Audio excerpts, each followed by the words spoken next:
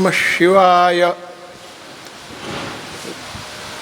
ब्रह्मा मुरारी त्रिपुरांधकारी भानु शशि भूमिसुतो बुधश्च गुरुश्च शुक्र शनि राहु केतवः कुर्वन्तु सर्वे मम सुप्रभातम्। गुरुर्ब्रह्मा गुरुविष्णु गुरुदेवो महेश्वर गुरु साक्षात् परिब्रह्म तस्मै श्री गुरुवे नमः।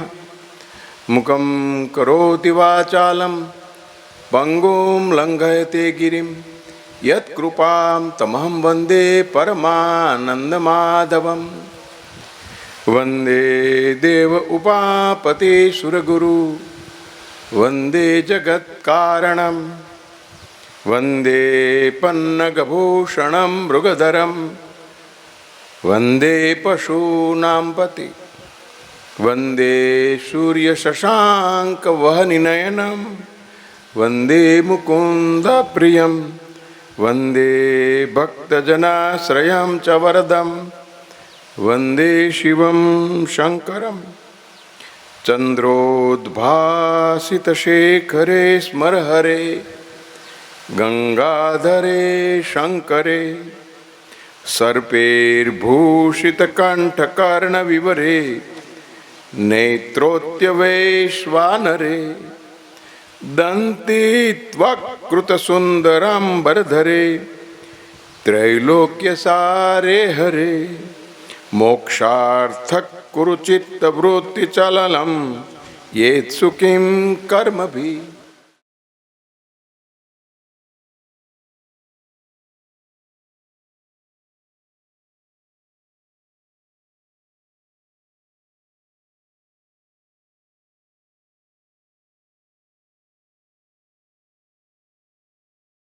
वाहिनी नर्मदा क्षेत्रे मनसुखभाई जोशीनी चेतना જ્યાં વર્ષો સુધી વિહરી વિચરી અને વિશેષ અનુભવોથી અધ્યાત્મ ક્ષેત્રની યાત્રાથી વિશેષ સમૃદ્ધ બની એ ભૂમિ ઉપર વર્ષો સુધી એની સાથે સત્સંગ થતો, શિવ તત્વ વિશેનો મારો સ્વાધ્યાય, મારો અભ્યાસ, મારું વાચન એની સમક્ષ રજૂ કરવું અને સત્સંગમાં ઘણો સમય પસાર કરે. શ્રદ્ધેય પ્રેમાનંદજી સાથે પણ 77-78ની સાલમાં મકરંદભાઈની નિશ્રામાં ખૂબ સત્સંગ કરેલો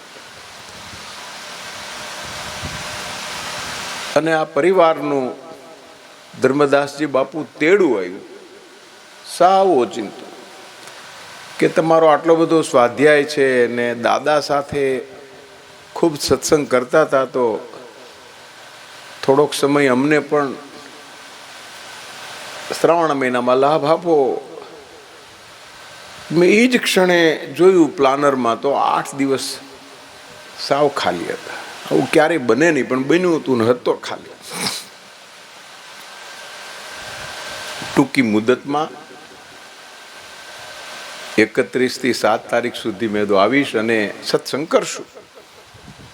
શિવ પુરાણના કથાક્રમે વેદમાં, ઉપનિષદમાં, સંહિતામાં, શિવ પુરાણ ઉપરાંત લિંગ પુરાણમાં, સ્કંદ પુરાણમાં, બ્રહ્મવૈવર્ત, વિષ્ણુ પુરાણમાં ક્યાં ક્યાં શિવની મહિમાની તત્વની વાત થઈ છે.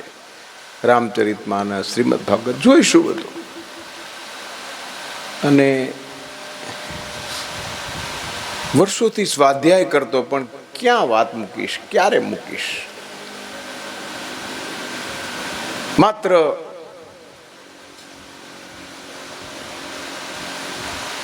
તુલસીદાસ જેમ નિજાનંદ રઘુનાથ ગાથા એવું જ હતું પણ આ એવો કંઈક યોગ રચાયો કે મારો આ બધો સ્વાધ્યાય કથાંતર્ગત રહેલા નિહિતાર્થ બોધ, તત્વબોધ શું સૂચવે છે. બિંદુકની કથા સાચી, ચંચુલાની, પણ શા માટે શૌનક ઋષિઓને સૂત પુરાણીએ કહી, કોઈ વાર્તા નથી. પણ એમાંથી જે તત્વાર્થ બોધ વિદ્વાનોએ ચર્ચ્યો છે, આપણે તો વાંચ્યું, તો આ તારવેલો બોધ ક્યાંક કહેવાય એમ નહોતો. તો શ્રીપતિની નારદ મોહની કથા છે, એવી જ વિશ્વ મોહની કથા રામચરિતમાનસમાં છે. એ જ કથા છે, નામ બદલાય. પણ મનમાં એક ભાવ હતો કે માને રાજી થાય એટલે બધું સ્વાધ્યાય કરીને રજૂ કરતો હતો. ને ક્યાંક મિત્રો સાથે સમયાંતરે વાતો ચાલે, બાકી તો નોંધ કરીને રાખીએ બધું. પણ એવો યોગ રચાયો કે શિવ મહાત્મ્ય લિંગ પુરાણમાં કઈ રીતે આપ્યું છે, શિવ પુરાણમાં કઈ રીતે આપ્યું છે, વેદમાં યજુર્વેદ અષ્ટાધ્યાયીમાં કઈ રીતે બતાવ્યું, ઉપનિષદમાં કેવું વિસ્તર્યું, સંહિતામાં, અને પછી આપ તો જાણો છો પુરાણ રૂપે વિશ્લેષણ, આલેખન, ઉમેરણ, અને આ ગ્રંથો. આટલો મહાદેવ, આટલો મોટો દેવ, ગામે ગામ એના પૂજકો, એના મંદિરો, પણ ખ્યાલ તો એટલો જ કે ભોળોનાથ છે અને જળનો લોટો ચડાવીએ એટલે પ્રસન્ન થઈ જાય. પણ એ ભોળોનાથ મહાદેવ કેમ છે, દેવાધિદેવ કેમ છે? ભોળો છે એટલે ના. તો આ એનું દેવાધિદેવપણું પ્રાપ્ત કરાવનારું એનું તત્વ, એની વાત ઓછામાં ઓછી થાય અને જાણવા માટે પણ ઉદ્યુક્ત સંન્યાસીઓ, ચાતુર્માસ ગાળનારા લોકો ખૂબ સ્વાધ્યાય કરે, સત્સંગ કરે, પણ કથા રૂપે જ એનો મહિમા થયો. એ મોટું તાત્વિક દર્શન એમાં છે, જે શંકરાચાર્યે ખોલી બતાવ્યું. એ તત્વદર્શન કાશ્મીરી શૈવ દર્શનમાં અભિનવ ગુપ્તે શું કહ્યું, શિવ સૂત્ર રૂપે આવ્યું, એનું વિશ્લેષણ કર્યું છે થોડા પંડિતોએ.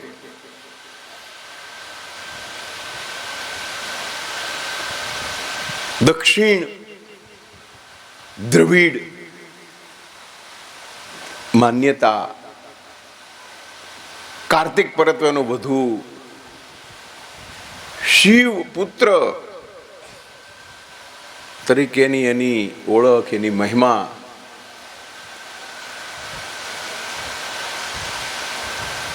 એટલે શિવ પુરાણમાં મહિમાના તો 20 અધ્યાય મહાત્મ્યના, પણ આ ઉપરાંત મહાત્મ્યમાં શું શું ક્યાં કહેવાયું છે.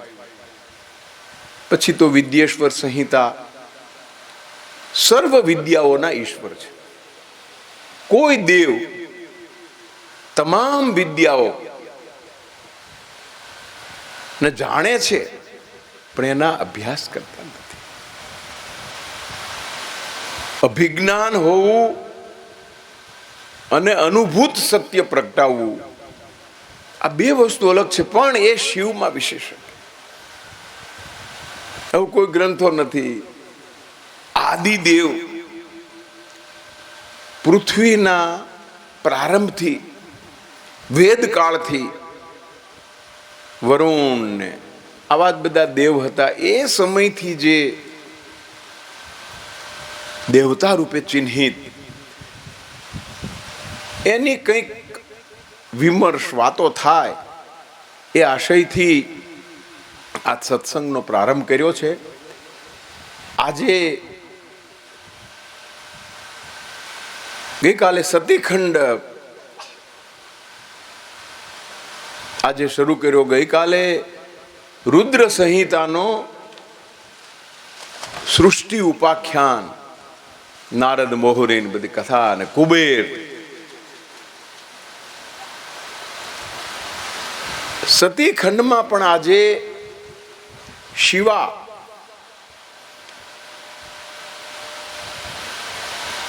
એ તત્વ સાથે કઈ રીતે શિવનું જોડાણ કરવા માટે બ્રહ્માએ અને વિષ્ણુએ અભિયોગ કર્યો. એમાં બ્રહ્મા શા કારણથી ઈચ્છતા હતા? વિષ્ણુનું કારણ તો કશું હતું નહીં, બ્રહ્માને જ કારણ હતું. એના ઉપર ક્રોધિત થયા હતા, એના ઉપર શાપ વરસાવતા હતા. એ કથાની સાથે સાથે સંધ્યા બ્રહ્માની પુત્રી છે, કુદૃષ્ટિ થઈ ગઈ છે, પણ આ સંધ્યા શક્તિ માતૃ સ્વરૂપા એનું સ્વરૂપ કઈ રીતે અખંડ રાખી શકે? પિતૃદ્રોહ પણ ન કર્યો, બંધુદ્રોહ, સમાજદ્રોહ કશું જ ન આવ્યું. આ કેટલી મોટી વાત છે ભારતીય સંસ્કૃતિની કે આહત પામેલી માતૃશક્તિ અધ્યાત્મ ક્ષેત્રમાં ઊંડે ઉતરીને પછી અરુંધતી રૂપે એ જન્મ પામે છે. આ કથા બહુ જ વિગતે એના અર્થઘટનો સાથે કરતા રહ્યા અને પછી નો મહત્વનો સતીખંડનો જે મુદ્દો છે એ તો શિવા અને શિવ જોડાણનો છે. આકૃતિ, દેવહૂતિ આ બધી દીકરીઓ ને એમાં ત્રીજી દીકરીને ત્યાં શિવા જન્મ થયેલો છે. એને ત્યાં દક્ષને બ્રહ્માનો વિદ્વાન પુત્ર, પણ સનતકુમાર ને નારદ ને એવો નહીં, કારણ કે મૈથુની સૃષ્ટિમાં એ રાચ્યો અને આ તો બધા દૈવ સૃષ્ટિમાં રહ્યા. મને ગર્વ પણ કે આ બધાના જનક અમે છીએ. બ્રહ્મા અને એમ કે જલ્દી શિવ નિર્મોહી છે તો મોહિત બને, શિવ નિરાકાર છે તો આકારિત થાય.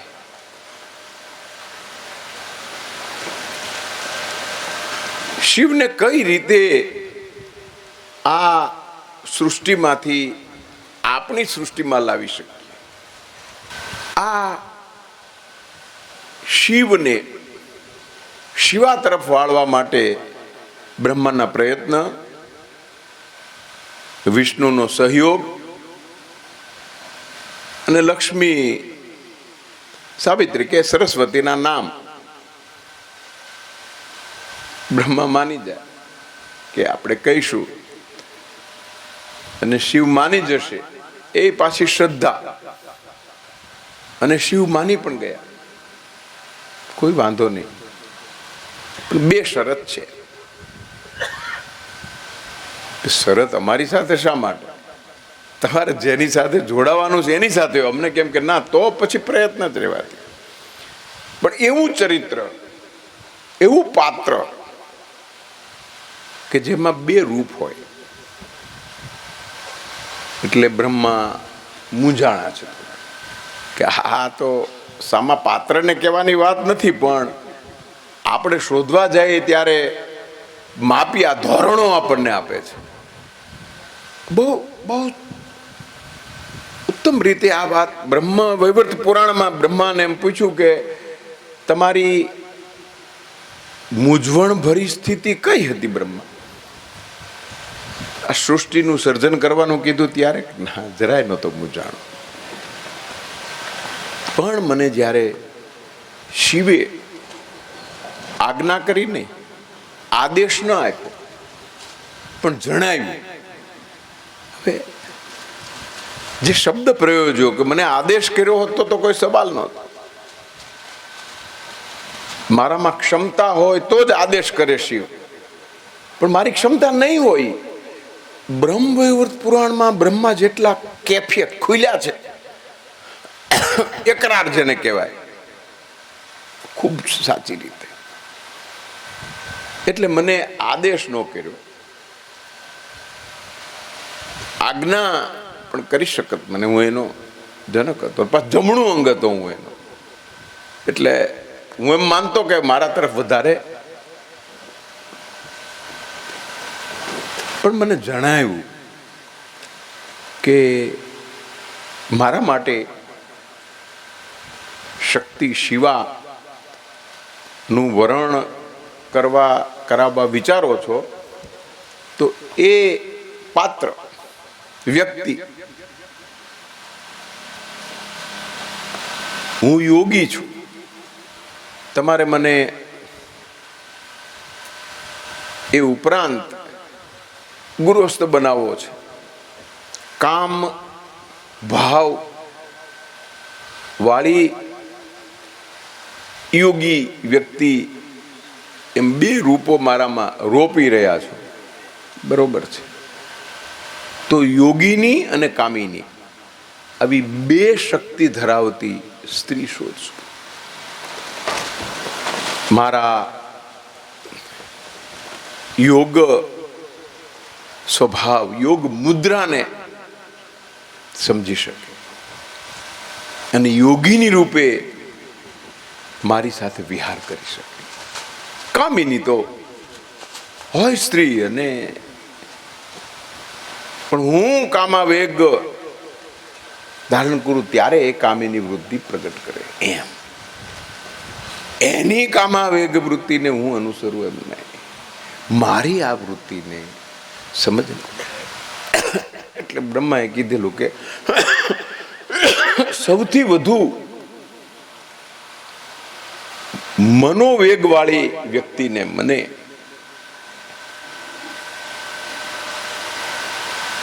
ચિંતા નહીં, કષ્ટ પણ નહીં, પણ મારી પ્રજ્ઞાને, મારા અનુભવને, મારા જ્ઞાનને ચકાસવું પડ્યું કે હું આ જે વિચારું છું એ બરોબર તો હશે ને. કારણ કે એને જ બધું વિચાર્યું હતું કે દક્ષ છે મારો પુત્ર અને પૌત્રી સતી સાથે ગોઠવીએ વિષ્ણુ. તો વિષ્ણુએ તો હા પાડી, બહુ સૌમ્ય છે વિષ્ણુ, અને લગભગ વિષ્ણુને ક્યારેય શિવ સાથે અસંમતપણું કે શિવને વિષ્ણુ સાથે અસંમત થવું પડે એવી કોઈ ઘટના બની નથી. બ્રહ્મા સાથે બની છે, શિવા સાથે બની. લગભગ શિવને અસંમત થવું પડે એવા તત્વો આટલો લાંબો કાળ, યુગો યુગાંતર સુધી દેવાધિદેવનું બિરુદ અક્ષુણ અખંડ રહ્યું. રામભદ્રાચાર્ય તો કે છે કે કાળનો કાટ જેને ચડ્યો નથી એવું સુવર્ણ તેજોમય કોઈ તત્વ હોય આ બ્રહ્માંડમાં, એટલે વિશ્વમાં, આમ તો કહેવાનું તો એ જ છે, તો એ શિવ છે. એટલે આવું કહ્યું, કશો વાંધો નહીં પ્રભુ, આપ સંમતિ આપો છો એટલે બધું ઉત્તમ થશે. ને આપ તો ત્રિકાળજ્ઞ છો, એટલે મને કશું અવરોધરૂપ કે અભાવરૂપ લાગતું નથી. ઉત્તમ થશે. આપે સંમતિ આપી. પછી બ્રહ્માનો અને વિષ્ણુનો સંવાદ આવે છે લગભગ 3-4 અધ્યાય સુધી. એમાં ખ્યાલ આવે છે કે બ્રહ્માને કરવું છે પણ ક્યાંય કર્તૃત્વ પોતા ઉપર લેવું નથી. એટલે દક્ષને કોણ કહેશે, કોણ જશે? એમ નથી કહેતા કે વિષ્ણુ તમે જાઓ એમ. આમાં પણ વિષ્ણુ કાંઈ ન બોલ્યા. ગયા ખરા વિષ્ણુ બ્રહ્મા શિવ પાસે, પણ વિષ્ણુ બેઠા રહ્યા, કાંઈ બોલ્યા નહીં. એટલે પછી બ્રહ્મા એ પ્રગટ થવું પડ્યું, બોલવું પડ્યું એને કે અમે એટલા માટે આવ્યા છીએ. એમ કરીને વિષ્ણુને જોડી દીધા. બ્રહ્માનું ચરિત્ર બાપુ બહુ ભારતીય સંહિતામાં, ભારતીય સંસ્કૃતિમાં બહુ વિશિષ્ટ ચરિત્ર છે. એવું વ્યક્તિત્વ જેને સૂર અને અસુર, ક્ષેમ અને અક્ષેમ, આના વચ્ચે જ પનારો પડ્યો. પણ ક્યાંય બ્રહ્માએ પોતાની વૃત્તિથી, પોતાના સ્વભાવથી, પોતાની પ્રજ્ઞાથી પરાજિત થયા એવી અવસ્થા ન અનુભવી. એનું મુખ છેદી નાખ્યું, એને શાપ આપે, પણ એને જે કર્યું, કીધું, એ તો થયું છે. એમ નથી કહેતા કે સંધ્યા તરફ થયું એનો પશ્ચાતાપ કરું છું. એમ નથી કહેતા કે આ કેતકીનું ફૂલ આવ્યું એ મેં જોયું ને હું જી આવ્યો ને મેં ખોટું કેમ નથી કહેતા. શિવે વચ્ચે પ્રગટ થવું પડે, જ્યોતિ સ્વરૂપે, લિંગ સ્વરૂપે, એને જુદા પાડવા પડે. આ સ્થિતિ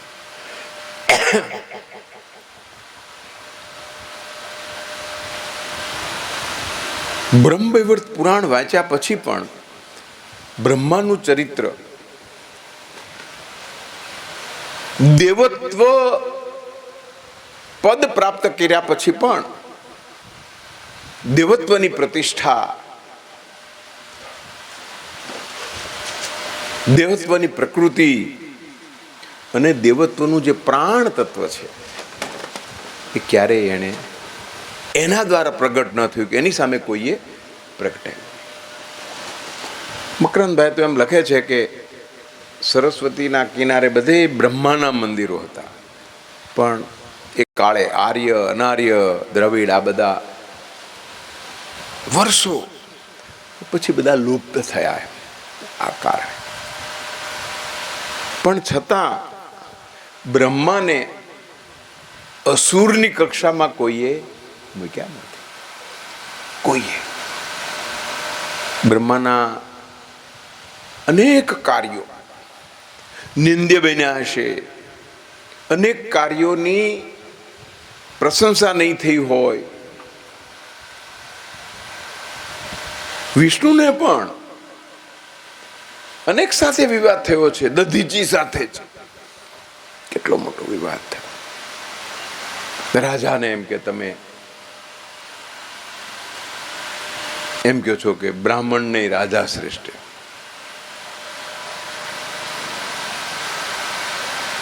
એટલે એની સાથે વિવાદ કર્યો છે. પણ વિષ્ણુની જે સત્તા, વિષ્ણુનું જે સ્થાન અને વિષ્ણુની સંગત જેમ બધાએ ઈચ્છી એટલી સંગત બ્રહ્મા માટે. મંગળાચરણમાં બોલ્યો, બ્રહ્મા મુરારી ત્રિપુરાંધકારી ભાનુ શશી ભૂમિ સુતો બુધશ્ચ ગુરુશ્ચ શુક્ર શનિ રાહુ. એમાં પહેલા બ્રહ્મા બોલ્યા. મહાન પંડિત, વેદજ્ઞ, એના જેટલી પાંડિત્ય શક્તિ કોઈ પાસે. દક્ષે કીધું તમારે જ વિધિ કરાવવાની છે, પણ રાજી થઈ ગયા કે હાલો આ એક આપણું કાર્ય પૂરું થશે, પણ એનાથી સ્ખલિત થઈ ગયા. જેણે કામદેવને પ્રગટ કર્યો છે એનાથી એ પોતાની જાતને દૂર ન રાખી શકે. શિવ એને બાળી શકે છે, બ્રહ્મા એને દૂર નથી રાખી શકતા. એની પાસે નથી જતા, પણ એને એમ કહેતા નથી કે ભાઈ તું ન્યા રે. બ્રહ્મા અને શિવ દર્શન, બ્રહ્માનું દર્શન, બ્રહ્માનું જ્ઞાન, એમ કહેવાય છે કે સૃષ્ટિનું કશું એવું તત્વ નથી જેનાથી બ્રહ્મા અભિજ્ઞિત ના હોય, ભણ્યા ના હોય. મંત્ર તંત્ર આવા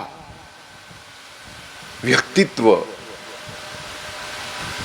ની કથા શિવ સાથે અત્યંત નિકટતાથી સંકળાયેલી છે. બ્રહ્મ વૈવર્ત પુરાણમાં બ્રહ્માની જ વાત હોવી જોઈએ, પણ લગભગ અધજાજેરી એમાં શિવની જ વાત આવે. એટલે ઘણી વખત આમાં શિવ પુરાણમાં પણ શિવની સાથે સાથે કોઈ એવી સંહિતા નથી કે જેમાં બ્રહ્મા શિવ એનો કોઈ પ્રસંગ નહીં હોય. એવું જ વિષ્ણુ પુરાણમાં છે. પણ વિષ્ણુ પુરાણમાં વિષ્ણુ જેટલા પ્રગટ થયા છે એટલા શિવ ઓછા પ્રગટ થયા છે, અને બ્રહ્મા તો એકદમ ઓછા. સ્કંદ પુરાણમાં પણ શિવ ખૂબ રહ્યા છે, બ્રહ્મા ત્યાં આવ્યા નથી. બે વખત કાર્તિક સાથેના સંવાદના પ્રશ્નોમાં પણ બ્રહ્મા કેન્દ્રમાં છે. કાર્તિકને કહે છે, તને ખબર છે મારે કેટલા પુત્ર છે? મને ખ્યાલ છે ઘણા સંતાનોના પિતા છો. તારા પિતાને તો તમે બે જ સંતાન, તો પણ એકમ સમય ન આપી શકે, તારું ચિંતન ન કરી શકે. કાર્તિકે જે જવાબ આપ્યો છે બ્રહ્મા, કારણ કે એ તો શિવ તત્વનો બંધ છે. સરસ કહે છે, તમારા સંતાનો વિશ્વના બ્રહ્માંડના સર્જન માટે, પ્રજનન માટે, પછી એમ પણ કે છે કે મૈથુની સૃષ્ટિ તરીકે આવ્યા છે. મારું અવતરણ એક અસુરના નાશ માટે કરાયું છે, જેને અને શિવને કાંઈ લેવા દેવાનો. તારકાસુરને મારવો, મારો પુત્ર હોય જ મારી શકે, પણ હવે તારકાસુરને મારવા માટે તમારે પુત્ર પ્રગટ કરાવવાની જરૂર શું હતી? પણ ના, એના સિવાય મરશે નહીં કોઈ. પરહિતાર્થે, પરબોધનાર્થે, આમ કહ્યું, કોઈકના બોધથી, કોઈકના હિત માટે મારું અવતરણ થયું હતું. એના હિત માટે કે મારા હિત? કાર્તિકેયની પ્રજ્ઞા, કાર્તિકેયનું હકારાત્મક પ્રકૃતિનું રૂપ, એટલે સ્કંદ પુરાણ. પિતા અને પુત્ર વચ્ચે વિસંવાદ નથી, પણ સંવાદ પણ નથી. આ પ્રશ્ન છે. વિસંવાદ ન હોવો સારી વાત છે, પણ સંવાદ તો હોવો જોઈએ. સમાધિ ગમ્ય, એમ સમાધિમાં જ તો હોય છે. ને હું પણ મારા મયુર પર બિરાજીને બધું અવલોકન કરતો હોઉં છું, જિજ્ઞાસા અર્થે, બીજું કોઈ કારણ. પિતા સમાધિમાં છે એટલે હાલો આંટો મારી આવી એમ નહીં. બાપુ કાર્તિકની સાઉથમાં તો એની બહુ પ્રશંસા થઈ અને દેવાધિદેવ ગણ્યા, પણ આપણે ઘણો ઓછો મહિમા શિવના અભ્યાસીઓએ પણ ગણેશનો મહિમા કર્યો છે એટલો એના બીજા વિદ્વાન પુત્ર, તપસ્વી પુત્ર અને સૌથી મોટી વસ્તુ તો મહાન યોદ્ધા, આવો નિપુણ, શાસ્ત્રમાં નિપુણ હોય, યુદ્ધમાં નિપુણ હોય અને કામકલામાં પણ નિપુણ હોય. ત્યાં પણ પરણ્યા છે દક્ષિણમાં. એવો પ્રભાવી, પ્રચંડ મેધાવી પુત્રના આ પિતા શિવ છે. આ શિવ અને શિવા એક બને એ માટે પછી મેં કહ્યું તેમ આનો બંનેનો સંવાદ ચાલે છે, કોણ કહેશે. એટલે વિષ્ણુ કહે છે કે આપણે જઈએ બંને સાથે અને વાત કરીએ, પછી કહેશું કે આની સાથે નક્કી. હજી પાછું શિવને કીધું નથી કોણ એમ, કારણ કે શિવે કહી દીધું કે યોગીની અને કામિની બે પ્રકૃતિ જેનામાં સમાંતરે હોય એવી સ્ત્રી મળે તો જુઓ, વાંધો નથી. તમારી વાત સાચી છે, તમારી ચિંતા પણ. શિવ તો બધું જાણતા હતા, છતાં આ વસ્તુ બહુ મહત્વની છે. તમે જાણતા હો છતાં જિજ્ઞાસાવત રહી શકો, એ તો કાચબાને નજર સામે રાખ્યો હોય તો જ થઈ શકાય. પેલો કહેતો હોય, તમને ખબર હોય, તમે કહો કે આ આપણને બનાવે છે, એમ પાછું મનમાં થાય. શિવ કશો ભાવ દેખાડે ના છે.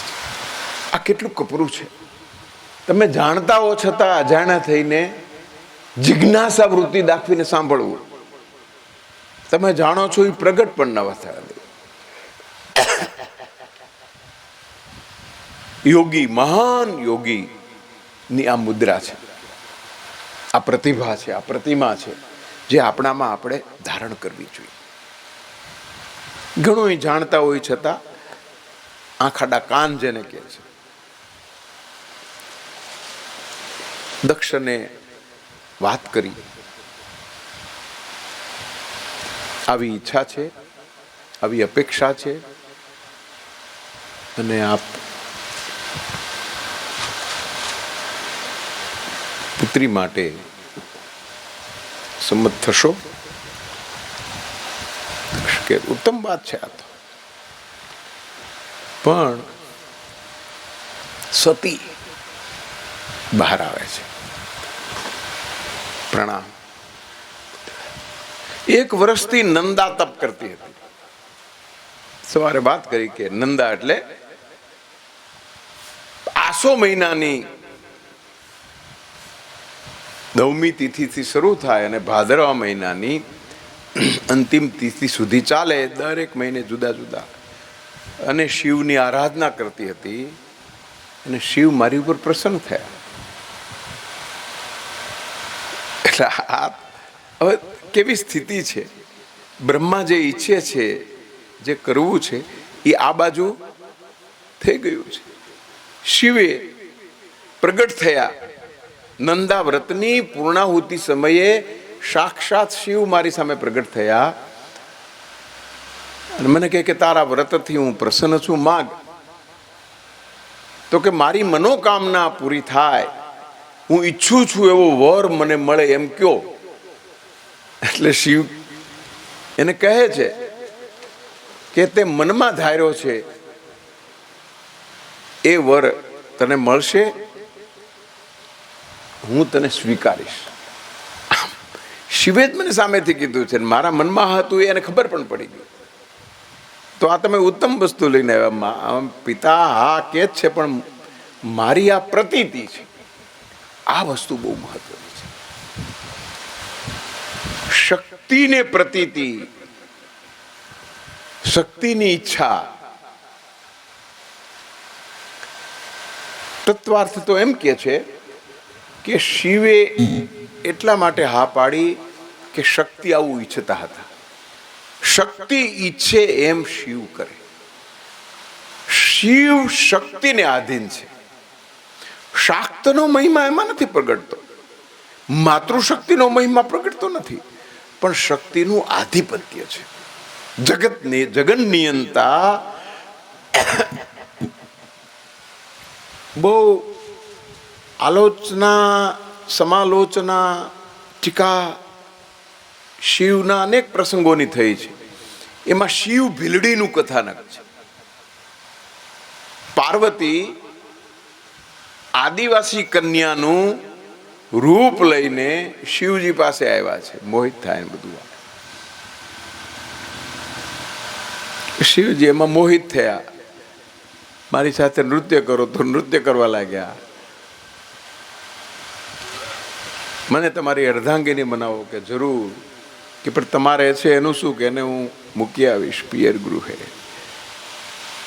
ગંગા તો એ તો જટામાં છે, ક્યાંય નડશે. આવી બધી સ્થૂળ વાતો એના નામે ચડેલી છે લોક જીભે, લોક ગીતમાં, લોક સાહિત્યમાં, લોક પરંપરામાં. પુરાણમાં થોડોક નિર્દેશ છે આમ. પછી પૂછે છે નંદિકેશ્વર કે પ્રભુ તમે તો 3 લોકના અધિપતિ, મનોજ્ઞા એટલે મનને કળવા વાળા, જાણવા વાળા, તમે આ ભીલ કન્યામાં મોહિત થયા, એની સાથે નાચ્યા, એને ઘરમાં બેસાડવા સુધી હા પાડી દીધી. તમને ખબર ન પડી કે એ પાર્વતી રૂપ ધરીને આવ્યા છે? અથવા તમને એમ ન થયું કે આવું ન કરાય? ખબર તો પડી જવી જોઈએ. નંદિકેશ્વરને 3 જ શબ્દમાં જવાબ આપે છે. શક્તિ ઈચ્છાર આધીન અહમ. શક્તિની ઈચ્છા હતી કે હું લપેટાવ, હું મોહિત થાવ, હું એને અનુકૂળ થાવ. એવી શક્તિની ઈચ્છાને હું આધીન હોઈને હું એવી રીતે વર્ત્યો. આ શિવ. અહીંયા પણ શિવા નું વ્રત, એની નિયતિ, એનું તપ, એ કશું આવતું નથી. તો ઈચ્છું છે આવું, શક્તિ હે, એમ જ થશે. આટલું સરળ, આટલું સહજ શિવ તત્વ છે. શક્તિને આધીન છે. શક્તિ ઈચ્છે, શિવ તત્વ કેટલું વ્યાપક, કેટલું વિશાળ. એટલે આવું જ્યારે કહ્યું દીકરી બાએ આમ, એટલે પછી રાજી થયા છે માતા પિતા. બ્રહ્મા તો બહુ જ રાજી થયા કે ઓહો, તો અમે આ બધા વૃથા યત્નો અહમ, અમે બધા આ પ્રયત્ન કર્યા સમજાવવાના, નહીં તો વૃથા હતા, અમે કાંઈ કીધું નહીં, ખબર નથી. દક્ષ પણ કહે છે કે મને કહેતી નથી. માતા કહે છે કે હા, એ નંદા વ્રત કરતી હતી, 1 વર્ષ સુધી ચાલે.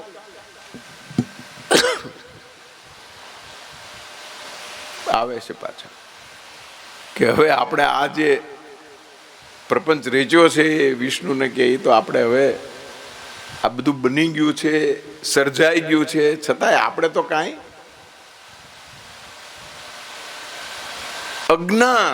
અજ્ઞાત છીએ, બેખબર છીએ. એ રીતે આપણે હવે તો વ્યવહાર કરવો પડશે. આ થવાનું તો છે જ. આપણને પહેલા એમ હતું કે હા પાડે પછી આપણે શિવને કહેશું કે આવું પાત્ર છે. વિષ્ણુ કહે છે કે ભાઈ જો એ જાણતા જ હતા તો આપણને ત્યારે પણ કહ્યું નહીં, એટલે આવું ન પણ હોય.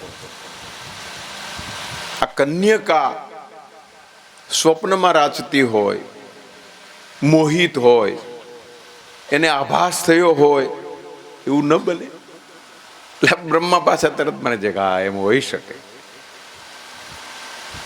દેવોની વૃત્તિઓની, સ્વભાવની જેટલી મીમાંસા પુરાણમાં થઈ છે એટલી કથા સાહિત્યમાં નથી થઈ. કેવા મનના આંદોલનો! એટલે ઘણી વખત તો એમ લાગે કે આ દેવતાઓ પણ સામાન્ય માણસ જ છે. શું એની અસૂયા, એનો મોહ, એનો ક્રોધ, શા કારણે આપણે એને દેવત્વ રૂપે સ્થાપિત કરીએ છીએ? એટલી હદે દેવતાઓના વર્ણનો, ઇન્દ્ર જે રીતે નારદ મોહની કથામાં આવે છે, આપણે જોયું કે કેવું કરે છે. વિષ્ણુ પાસે રૂપ માગે છે નારદ, પણ કેવી આવી પ્રતિભા, અકિંચન, કોઈ દી કોઈ પાસે માગ્યું નથી. ભક્તિનું સૂત્ર માગ્યું ભગવાન પાસે, શિવ પાસે, બરોબર છે, પણ એમ કે તમારું મને રૂપ આપો ને. ત્યારે આપણને થાય છે કે આપણા દેવતાઓ માં આપણે આપણું પ્રતિબિંબ જોઈએ છીએ, એવું દેવત્વનું પ્રતિબિંબ આપણામાં પાડવું જોઈએ. આ વસ્તુ આપણને એમ લાગે છે આપણા જેવા છે, પણ એના મહાન કાર્યો, એનું તપ, એની ઉપાસના પણ આપણે આપણામાં એ ભાવ પણ અવતરિત કરવો જોઈએ. આપણે કેટલા અનુષ્ઠાન કરી શકીએ. અસુરોએ જે તપ કર્યા છે વર્ષો સુધી, સૂર દેવતાઓ જે સ્તુતિઓ રચી છે, ભગવાન જે સ્તુતિ કરી છે, અને પછી ભગવાને એની કામના પણ પૂર્ણ કરી છે. તો આ જાય છે, પહોંચી જાય છે, બેઠો બેસાડ્યા. ક્યાં જઈ આવ્યા? આપના માટે શક્તિ શિવા આપે હા કહીને યોગીની અને કામિની એવી શક્તિ નું વરણ આપના માટે કરવા માટે ગયા હતા. અને અમને આનંદ થયો કે એવી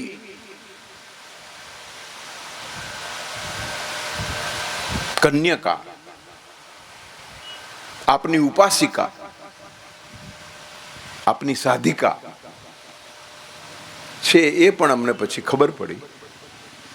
અને એમની સાથે આપનું વરણ થાય એવું અમે ઈચ્છીએ છીએ. આપ હા કહો એટલે. ના, મારે તો શિવ જે જવાબ આપ્યો છે આટલો જ, કે મારે તો બે જ વસ્તુ છે, યોગીની અને કામિની છે, તો હું સ્વીકારીશ. કે હા, એ તો આપને પણ જાણે છે ને, આપની સાધિકા છે, હું આપને કહું છું. બ્રહ્માએ બહુ સરસ જવાબ આપ્યો છે કે પ્રભુ, એ ભાવનું રોપણ, આરોપણ આપના દ્વારા કોઈથી અન્યથી થઈ ન શકે. વ્યક્તિ પણ ધારે તો એ તપ કરીને આ બંને શક્તિ એનામાં કેન્દ્રિત ન કરી શકે. આપની કૃપા, આપના આશીર્વાદ, આપની ઉપાસનાના ફળ રૂપે જ શક્ય બને. અને એવું આપનું વરદાન પામેલી આ યુવતી છે, એમ યુવતી કહેતી હતી. શિવ કશું બોલ્યા નથી. આનંદોદ્ગાર, આનંદનો ઉદ્ગાર કર્યો અને નક્કી કર્યું. ગણને બધાને બોલાવ્યા, હા પાડી દીધી. સમય તિથિ દક્ષને પૂછીને જે કાંઈ અનુકૂળ હોય એ નિશ્ચિત કરો, નિશ્ચિત કરી દીધું. દક્ષે કીધું કે પિતામહ, આપ જ પુરોહિત થઈને પૌરોહિત કર્મ કરાવજો, લગ્ન વિધિ તમે કરાવજો, કોઈ વાંધો નહીં. બ્રહ્મા તો રાજી થયા. શિવ આવી ગયા છે. બધા જ દેવતાઓ, ગણ, અસુરો પણ. શિવના ભક્ત સૂર છે, એના કરતા અસુર વધુ છે. અસુર એટલે કાંઈ ખરાબ એમ નથી, આસુરી વૃત્તિ જ છે. એના જેટલા ધર્મના, વેદના જ્ઞાતા,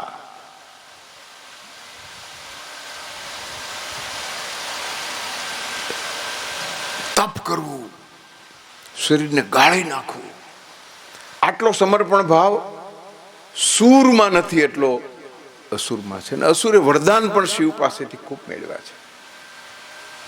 પછી આસુરી વૃત્તિને કાબુમાં રાખવા અન્ય દેવોએ સ્તુતિ કરીને શિવનું વરદાન મેળવીને પાછું. પણ શિવને ભજો,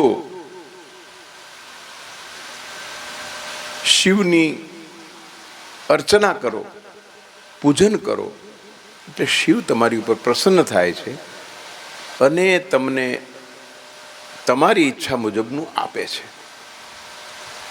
શિવને કશો વાંધો નથી. અસુર છે, સૂર છે, પશુ છે, પક્ષી છે, પ્રાણી છે, પિશાચ છે, કોણ છે? પિશાચ જેવા પિશાચની મુક્તિ કરાવે છે. મારી કથા સાંભળી, મારું સ્મરણ કર્યું, મુક્ત. તો આવા શિવ આ બધાને વિવાહમાં નિમંત્રીને વિવાહ વિધિ સંપન્ન કરવા માટે બિરાજા છે. બ્રહ્મા આમ પ્રસન્ન છે કે આપણે હવે શિવને વટલાવી શક્યા, આપણી નાતમાં લાવી શક્યા, એવો થોડોક ભાવ છે. ગર્વ પણ છે કે આપણે આવું કરી શકીએ. શિવને પણ આપણે વિચલિત કરી શકીએ.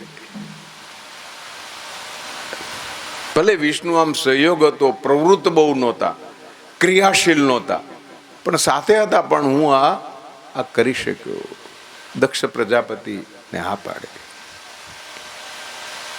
ગર્વ, ઘમંડ, અભિમાન એ શિવને પસંદ નથી.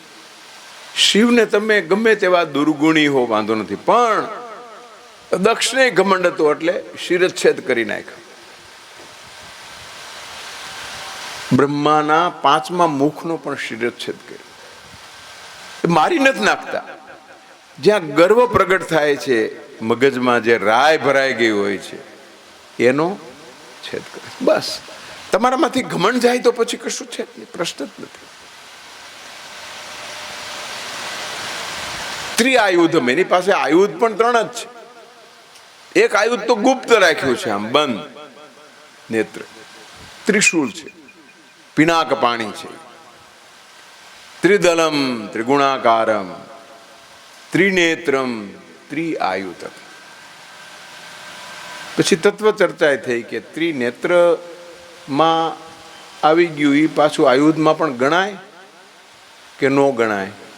ત્રીજું આયુધ સર્પને માનીએ તો સર્પ પણ બધાને ભય પમાડતા, પણ પછી કે સર્પથી કોઈનો સંહાર થયો હોય એવું ક્યાંય આવ્યું નથી. સરહપાદ નામનો મોટો બૌદ્ધ સાધુ થઈ ગયો, સરહપાદ. સવારે એની એક વાત કરી હતી. એનું એક બીજું દોહા ગાથા એને લખેલી છે. તિબેટિયન પછી તો ગયા, પણ મૂળ તો આ બધા બૌદ્ધો પણ શિવના જ ઉપાસકો હતા. અને પછી ક્યાં એમ રાખ ચોળવી, ઘણા બધા સાંજે ભિક્ષા માગવી, બૌદ્ધ ભિક્ષુઓના ઘણા લક્ષણો શૈવ તત્વના ઉપાસકોમાં, અને બૌદ્ધ તંત્ર પણ એ ઘણું બધું શિવમાંથી અનુપ્રાણિત ખૂબ છે. તો એ સરહપાદે ગાથા લખી છે. સતી સખીને, સતી સદભાગીની અર્ધાંગીની થશે એની પ્રતીતિ સતી પહેલા થઈ. હવે આ કેવું વાક્ય છે? બેનપણીને પહેલી ખબર પડી ગઈ કે મારી બેનપણી સૌથી વધુ પ્રિય માનીતી અર્ધાંગીની થશે. હવે પાર્વતી પહેલા પાર્વતી, સતી પહેલા સતીની સખીને ખબર પડી ગઈ. એટલે આ પૂર્વાર્ધ વાંચીને આપણને થાય કે આ શું છે? એને શંકરે કહી દીધું હશે. પણ પછી બીજામાં આવે, હસ્ત મેળાપ વખતે કાંડા સુધી આવેલા સર્પને છેક ખભા સુધી શિવે ચડાવીને હાથ લાંબો કર્યો. આહા, ક્યાંક આ સતીને ડંખ મારી દેશે તો. આપણી શિવને આધીન છે સર્પ, આપણે તો જાણીએ છીએ શિવાજ્ઞા વગર કશું ન કરે, પણ આ કબીરોએ જે રૂપ, શિવની આસક્તિ નહીં, શિવની અનાસક્તિ નહીં, પણ શિવની સંભાળ લેવાની છે ખેવના. એટલે બેનપણીએ આ જોયું કે હસ્ત મેળા ફક્ત આમ અહીંયા સુધી આવી ગયો તો, જે સર્પ એને છેક ખંભા સુધી લઈ ગયા અને પછી હાથ લાંબો કર્યો. આ જે ખેવના દાખવી એ બેનપણીએ જોઈને સમજાણું કે મારી બેનપણીની આટલી ખબર રાખે છે, અહીંયા જાહેરમાં તો એની કેવી ખબર રાખશે. સર્વપાદે શિવની ઉપાસનાના દોહાઓ જે લખ્યા છે, દોહા પાહુડ, અર્ધભાગધીરો મોટો કવિ, બહુ જ છે. પણ એ તારાતંત્રનો ઉપાસક હતો, તાંત્રિક હતો. 84 સિદ્ધોમાં પણ સરહપાદનું નામ છે. આવો મોટો પણ લગ્ન વિધિ સંપન્ન થઈ ગઈ. દક્ષ પ્રજાપતિએ રજા આપી દીધી, બધા આવી ગયા, દેવતાઓ બધા ચાલ્યા ગયા. કૈલાસમાં આકાશ જેનું છત્ર છે, આકાશ, ભૂમિ જેની સુવા માટેની જગ્યા છે, દિવાલ નથી, વસ્ત્ર નથી, એવા શિવને પામીને કૈલાસમાં પોતાની જાતને અત્યંત ભાગ્યવતી માનતી શિવા, અમારું કલ્યાણ કરો, એવું સ્તોત્ર કર્યું છે. કોઈ ભૌતિક સુવિધાઓની જેને અપેક્ષા નથી, કોઈ પણ ભૌતિક સુખની અપેક્ષા નથી. યોગીની વૃત્તિ છે, યોગીની પ્રકૃતિ છે, શક્તિ, શિવનો સહયોગ, શિવનો સહવાસ, શિવની સંગત, 3 વસ્તુ કરી છે. સંગત હતી એટલે પછી પંગતમાં બેસાડી પોતાની પાસે, ને સહવાસીની જ બનાવી અને એને સ્વાધીન પણ રાખી. ફળાહાર કરવાનો છે, પાણી છે, પવન બધું સાફસૂફ કરી જાય છે, કાંઈ કરવાનું નથી. યોગીની કશું કામ નથી કરવાનું. ગૃહિણી છે, શિવા છે, શક્તિ છે, પણ એ શક્તિ શિવની શક્તિ.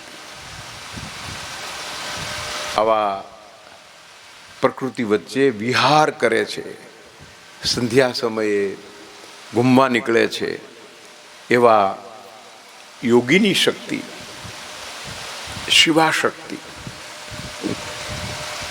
પ્રાર્થના કરે છે કે પ્રભુ,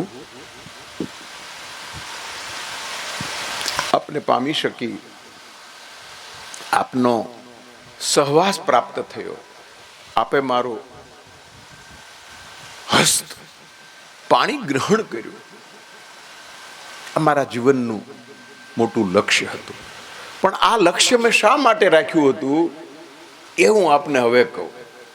તમને પ્રાપ્ત કરવાતા શા માટે? કોઈ ભૌતિક સુખની અપેક્ષાથી નહીં. આટલી સ્પષ્ટ યોગીની છતાં કેવું થાય છે આપ જુઓ તો, કે કયો શક્તિ, આપ જે કહેશો એ થશે. મારે ભક્તિ માર્ગ, ગુપ્ત તંત્ર માર્ગ, અવતારનું રહસ્ય, આ બધું આપની પાસેથી જાણવું છે. એ ગૂઢ જ્ઞાન ક્યાંયથી પામી શકવાની નથી. એમ કે છે કે કલ્પ સુધી આ બધું આપ્યા જ કર્યું છે. કોઈ આવી નિર્મોહી શિવા, યુવા, આવા એક પ્રચંડ પુરુષાર્થી પુરુષનું સાનિધ્ય છતાં કામાવેગ કોઈને પરેશાન કરતો નથી. અને અધ્યાત્મ વિદ્યામાં, યોગ વિદ્યામાં આગળ વધેલા છે.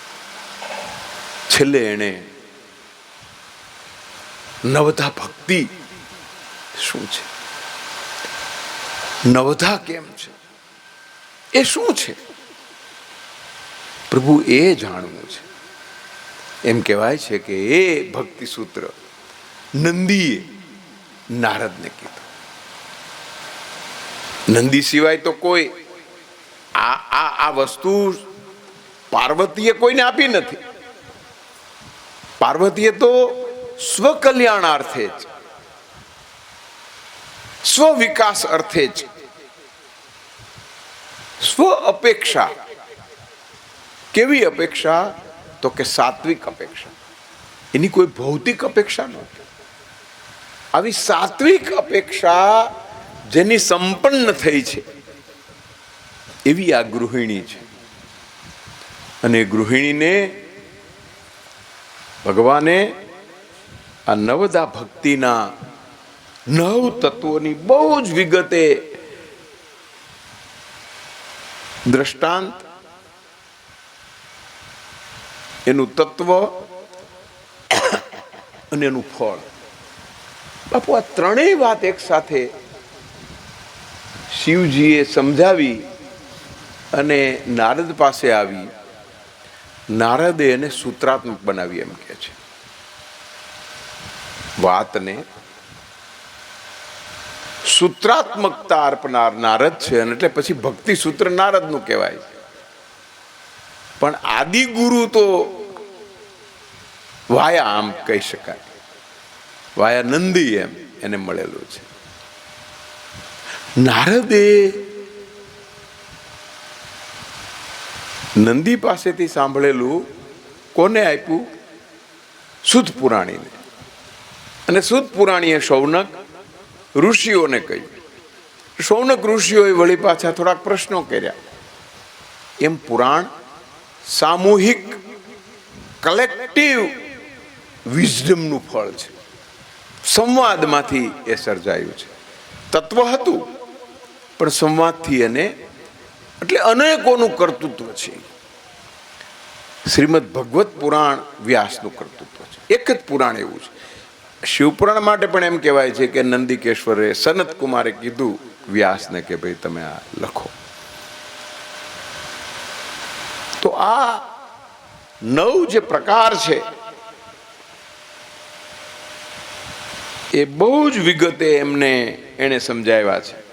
શ્રવણ, કીર્તન, સ્મરણ, સેવન, દાસત્વ ભાવ, પૂજન, વંદન, મૈત્રી, સમર્પણ. પરસ્પર આ શબ્દો ઘણી વખત એમ લાગે કે વૈકલ્પિક શબ્દો છે. દાખલા તરીકે સમર્પણ ભાવ અને દાસત્વ ભાવ. પછી નારદે મીમાંસા કરી છે, પણ આપણને પ્રથમ દ્રષ્ટિ એમ લાગે કે આ બે વચ્ચે શું ફેર? હું સમર્પિત છું તમને, એટલે મારામાં દાસત્વ ભાવ જ હોય. ના ના, સમર્પિત અધિપતિ પણ હોઈ શકે. આ ભાવ નવધા ભક્તિના જાણીને પાર્વતીને ખૂબ પ્રસન્નતા થઈ છે.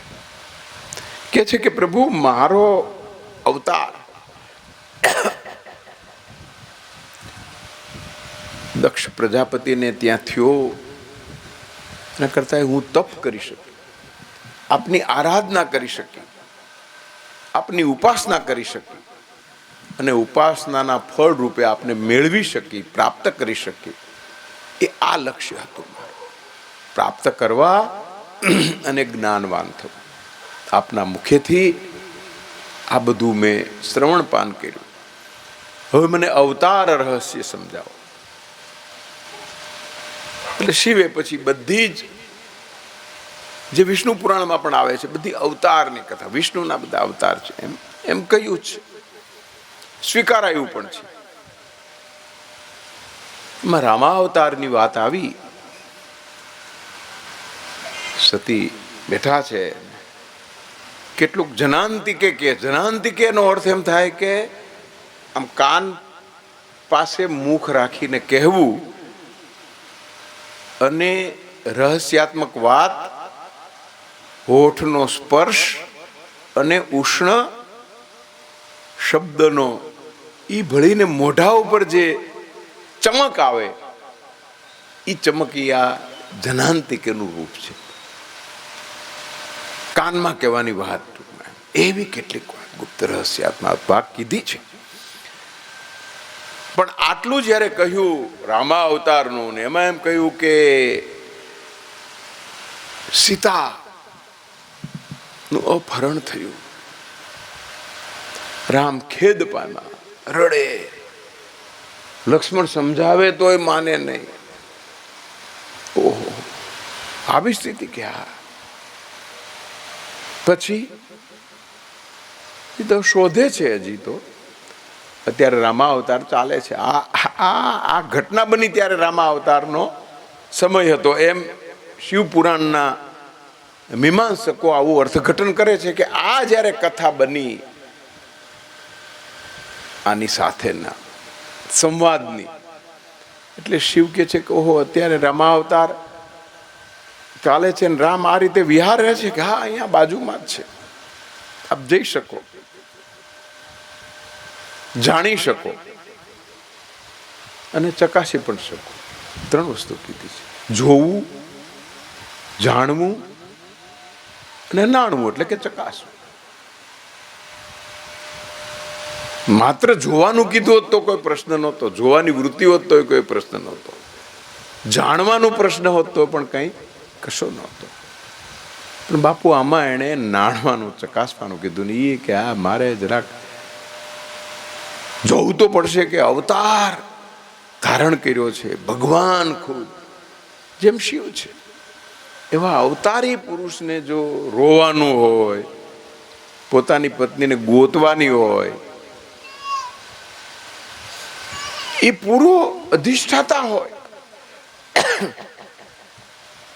જ્ઞાતા હોય અને પ્રાપ્ત કરી શકે, મેળવી શકે તરત જ, અહીંયા છે આ લઈ લીધું. એને બદલે વિલાપ કરે એટલે પોતે જોવા ગયા છે. પણ કઈ રીતે જોવા જવું, શું કરવું? એટલે આજ્ઞા તો લઈ લીધી કે હા જોતી આવું, જાણતી આવું, જરા ચકાસતી આવું, ખરેખર છે ને આપ કયો છો એ મને તો અત્યાર સુધી કોઈ પ્રશ્ન નથી થયા, પણ આ પ્રથમ વખત પ્રશ્ન થાય છે. શિવા અને શિવના દાંપત્ય જીવનના વર્ષો સુધી બધું જ માન્યું, પણ અવતારી તત્વ આવી પરિસ્થિતિમાં મુકાય એટલે પોતાનો જ પ્રશ્ન છે કે મારે આવું થાય, હું પણ આ સ્થિતિમાં મુકા તો શું અર્થ? જે જ્ઞાતા છે જાય છે, સીતાનું રૂપ ધરે છે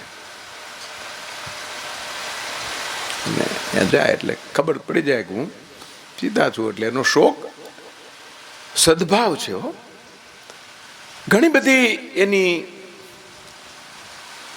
સમાલોચના થઈ છે આ પ્રસંગની, રામાયણના અભ્યાસીઓએ પણ અને શૈવ તંત્રના દાર્શનિકોએ પણ, અભિનવ ગુપ્તે પણ, કે શું છે આ વૃત્તિ? તો કે ના, વૃત્તિ શિવા નિર્દોષ છે. શિવાને એમ છે કે રામનું દુઃખ થોડુંક દૂર કરવું. કોઈ એવું ઇંગિત નથી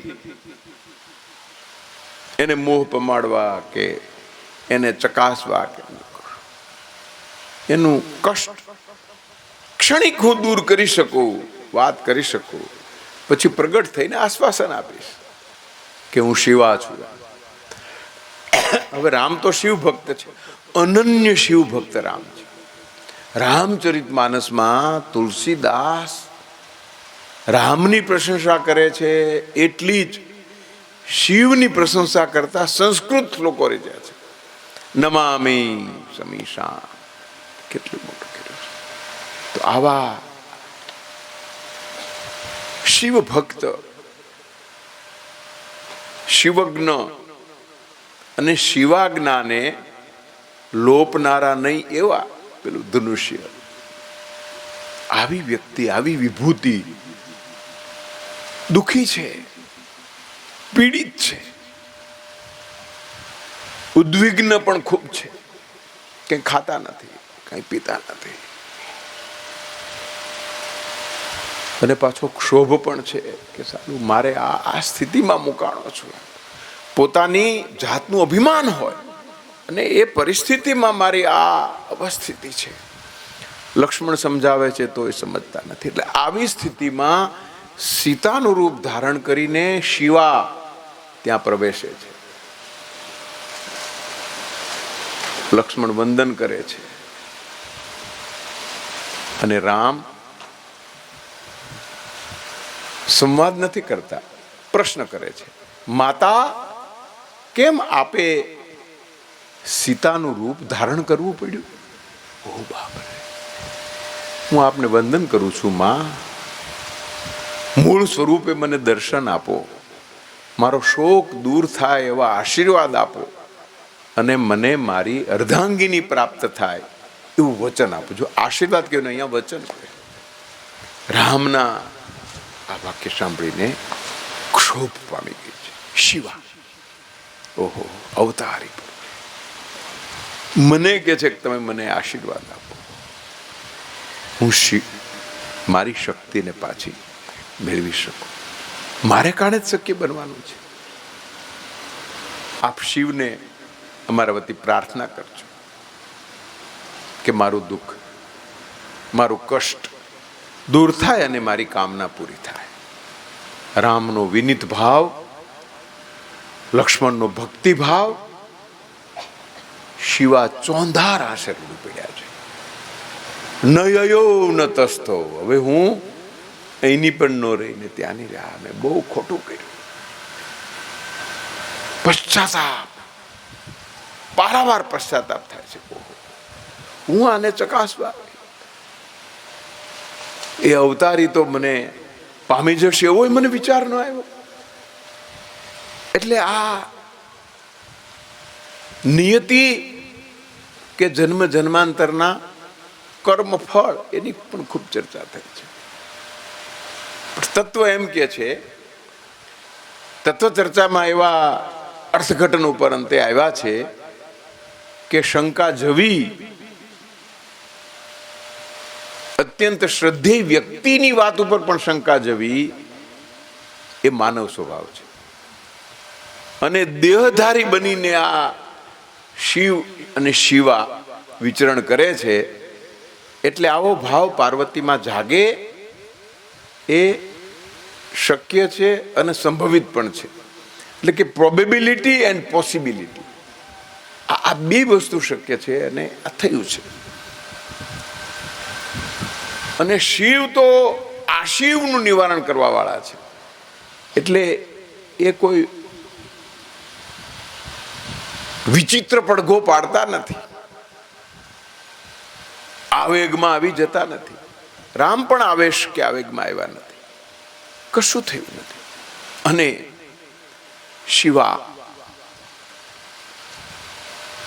અત્યંત શ્લથ, ત્રણ વિશેષણ કર્યા. થાકેલી, નિમિલિત નેત્રે, આંખો ઢાળી દીધી છે, આમ નજર કરી શકતી નથી એવી સ્થિતિમાં છે. શિથિલ ગાત્ર જેના થઈ ગયા છે, નિમિલિત નેત્ર થઈ ગયા છે, અને વિનિત ભાવે, અત્યંત નમ્ર ભાવે પછી રામ પાસેથી વિદાય લઈને શિવ પાસે આવે છે. આ જ રૂપે નિમિલિત નહીને શ્લથ ગાત્રે અને વિનિત ભાવે, નમ્ર ભાવથી. અને શિવ નથી ક્રોધિત થયા એનું કારણ પણ આ ભાવ છે. આપણામાં આ ભાવ રાખો, આંખ ઢાળી દેવી, નિમિલિત નેત્ર થઈ જવું. નિમિલિત નેત્રની પણ પાછી વ્યાખ્યા આપી છે કે તમારી નજર નાસિકાગ્ર ભાગે હોય એવા નિમિલિત નેત્ર, એવી રીતે રાખવાનું તમને નાસિકનો અગ્રભાગ દેખાય. અને વિનિત ભાવે વ્યવહાર કરો કોઈ પ્રશ્ન, કોઈ સમસ્યા એ નહીં ઉકલે એમ નહીં થાય, ઉકલી જશે. પ્રવેશ્યા. શિવ કી પધારો. જઈ આવ્યા કે હાજી? બરોબર છે કે હાજી? બિરાજો. એટલે એ નજીક આવ્યા, પાસે સામે આવો. બસ બે જ શબ્દ બોલ્યા છે. સન્મુખાગ્રહ. મારે મુખની સામે બેસો, અગ્રભાગે બેસો, સાનિધ્ય નહીં. જે સાથે હતા, જે વામાંગે હતા, એ સામે બેસી.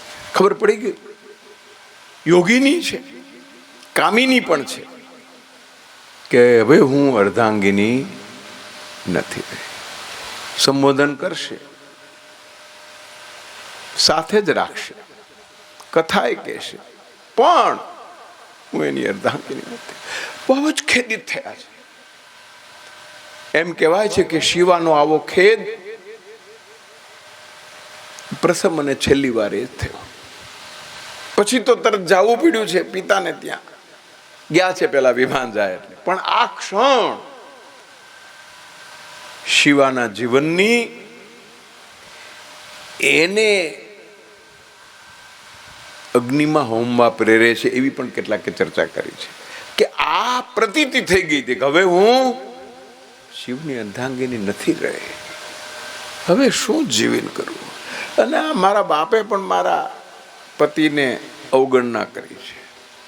પતિએ મારી અવગણના ભલે નથી કરી, પણ મારું જે સ્થાન હતું, સ્થાન ચ્યુતાહમ ત્વામ, એમ કીધું, સ્થાનથી ચ્યુત તો હું થઈ જ ગઈ છું, મનથી પણ અને દેખાણું પણ ખરું.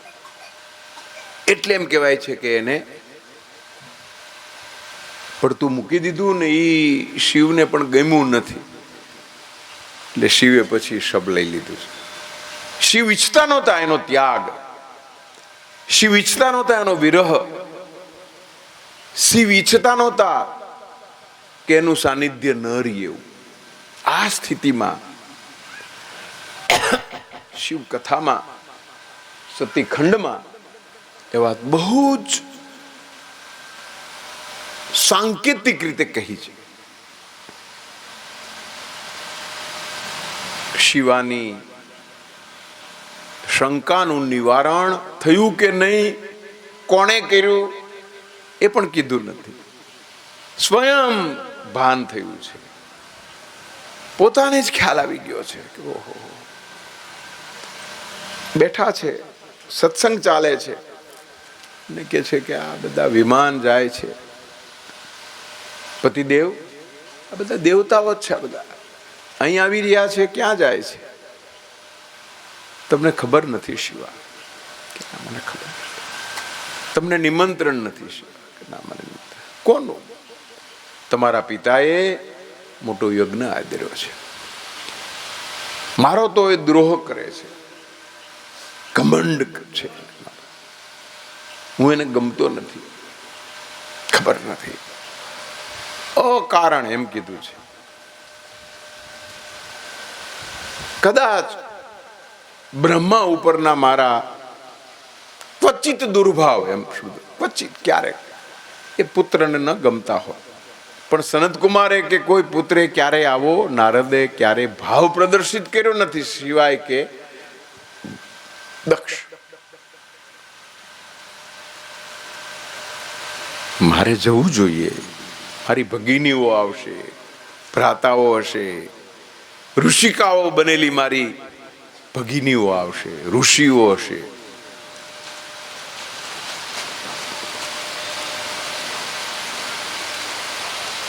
હું એમ નથી કહેતો કે ન જાઓ, હું એમ પણ નથી કહેતો કે જાઓ.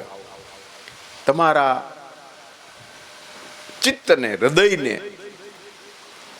પૃચ્છા કરો અને જે થાય એ પ્રમાણે વ્યવહાર કરજો. ચિત્તને પૂછ્યું જ નહીં, આજ એનું દુર્દેવ છે. શિવે તો કહ્યું હતું ને. હવે શિવાજ્ઞાને જાણનારી, શિવનું કથન સ્વીકારી લીધું, સાંભળી લીધું, પણ પછી ચિત્તને પૂછ્યું, આ વગર વિચાર્યું કર્યું, એમ જે આપણે કહીએ છીએ આ છે. શિવાએ શિવાજ્ઞા લોપી નહીં, પણ શિવાજ્ઞાનું પાલન ન કર્યું. શિવ તત્વ ચર્ચામાં તો શિવાની આ વૃત્તિ, આ પ્રવૃત્તિ કેવી દૂર નિવાર છે એમ શબ્દ વાપર્યો. નિવારી ન શકાય એવી છે. શિવ પણ કાંઈ કહેતા નથી, વિચાર જ કરા, સીધું ક્યાં બોલ્યા એમ નથી કહેતા. દૂર નિવાર વેદનશીલ અવસ્થિતિ આ ક્ષણ છે. એ પેલાની ક્ષણ તો હતી જ, એ દૂર નિવાર હતી, ખરાબ પણ નિવારી ન શકાય એવી. અનિવાર્ય તો સારો છે કે ભાઈ ન નિવારી શક્યા એટલે આમ થયું, પણ અહીંયા શબ્દ વાપર્યો છે બાપુ દૂર નિવાર. શિવપુરાણ અનિવાર્ય તો પરાણે કરવું જ પડે, પણ આ દૂર પોતે જનક છે. ન શું ભાષા પ્રયોજી છે. છંદના માપ માટે આ શબ્દ મૂક્યો, એની ચર્ચા લોકોએ કરી છે તત્વાચાર્યોએ. દુર્નિવાર શબ્દ કો અર્થ હે, એનો શું અર્થ છે? નિવાર દુ કેમ ખરાબ છે, નિવારી શકાય એવું નહોતું, એટલે મહેનત કે છે કે નહીં મારે તો જવું છે. ભલે બધી જ વ્યવસ્થા છે, ગયા ત્યાં શિવનું સ્થાપન નથી. રુદ્રનો કલશ, રુદ્રનું સ્થાપન હોવું જ જોઈએ. યજ્ઞમાં આવો યજ્ઞ, બધા દેવતાઓના સ્થાન, બધા દેવતાઓના સ્થાપન, કોઈ આવકાર પણ ન આપ્યો, કોઈએ સ્વાગત પણ ન કર્યું, કોઈ સન્માન પણ ન આપ્યું. શિવા આવી અપમાનિત અવસ્થામાં ક્યારેય નથી મુકાણી. પોતે કસોટી કરવા ગઈ હતી અને આવી ત્યારે પણ શિવે આવી અવજ્ઞા મારી નહોતી. મને અવજ્ઞા જેવું લાગ્યું પણ નથી. પ્રથમ વખત પિતૃગૃહે અવહેલના, અવગણના, અવમાનના, આ ત્રણ ભાવ હું અનુભવી રહી છું. અવગણના કોણ કરે, અવહેલના કોણ કરે અને અવમાનના કોણ કરે, એટલે ત્રણ પ્રકારના લોકોથી વિંધાયેલી શિવા છે. આ વસ્તુ એને કોરી ખાય છે. અને જે રીતે વ્યવહાર, જે રીતે વર્તન, વાણી, પ્રહાર, આ બધું જોયું એટલે પોતાની જાતને અગ્નિકુંડમાં સમર્પિત દીધી છે. આપણે જાણીએ છીએ કે પછી તો વીરભદ્ર નામનો ગણ શિવ પ્રગટ કરે છે. વીરભદ્ર કે સેવા કાર્ય મને ચિંધો પ્રભુ. દક્ષ પ્રજાપતિના વ્યવહારથી અપમાનિત થયેલી શિવાએ પોતાની જાત અગ્નિને સોંપી દીધી છે. એ મારે જોઈએ, શિવા જોઈએ. અને દક્ષ પ્રજાપતિનું શિરચ્છેદ કરવા. વીરભદ્ર ગણ તરત જ મનોવેગ, એની મનની ગતિ જેટલા વેગથી ત્યાં પહોંચ્યો. દક્ષ પ્રજાપતિનો શિરચ્છેદ કરી નાખ્યો અને શિવાને લઈને પધારી ગયા છે. ડાબો ખભો એનો છે. વામાંગે જેને બેસાડી હતી એના વામ ખભે સૌને ધારણ કર્યું છે. પૃથ્વીમાં પ્રલય હાકાર મચી ગયો છે. શિવનું ક્રોધિત રૂપ, આહા જેણે મારી ઉપાસના કરી, જેણે મારી સાધના કરી, જેણે મારી પાસેથી દીક્ષા લીધી, એમ કહેવાય છે દીક્ષિત થયા હતા. પત્ની દીક્ષિત થાય એ શિવ સૂત્રની પણ એક મહત્વની વાત છે.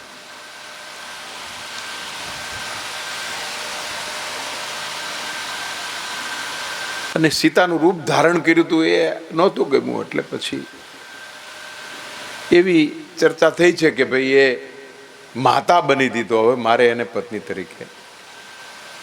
એને ખોટું બોલ્યા એ કાંઈ શિવને લાગ્યું નથી, કારણ કે એ માનવ સ્વભાવ છે.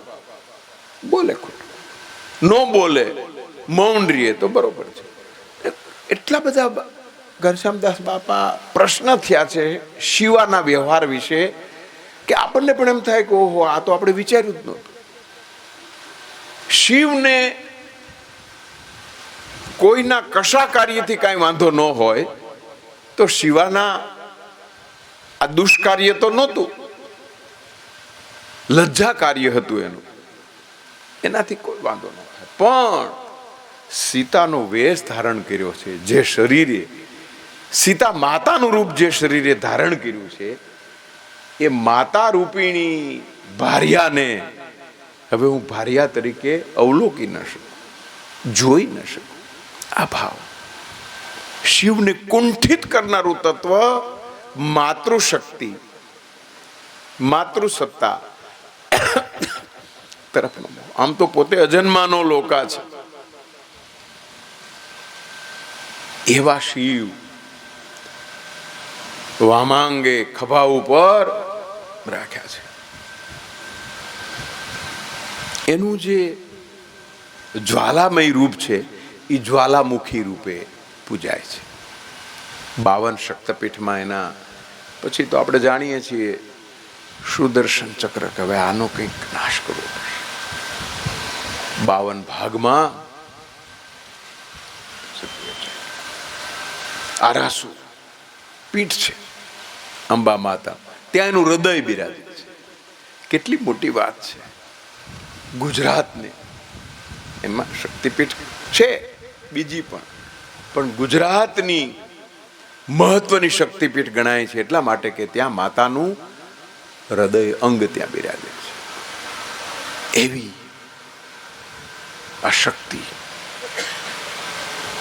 પોતાના રૂપને 52 વર્ણમાં અક્ષરમાં વર્ગીકૃત કરીને વિભાજિત કરી નાખ્યા. અને એનું જ્વાલામુખી રૂપ પાર્વતી રૂપે જેની, સતી રૂપે જેની ઉપાસના અને સાધના થાય છે, જ્વાલામુખી માતા. આવી શિવની ઘટના તો બની, પણ બ્રહ્માએ પછી દક્ષને સમજાવ્યા, ગાંડા માણસ આ કરાય, અવહેલના કરાય.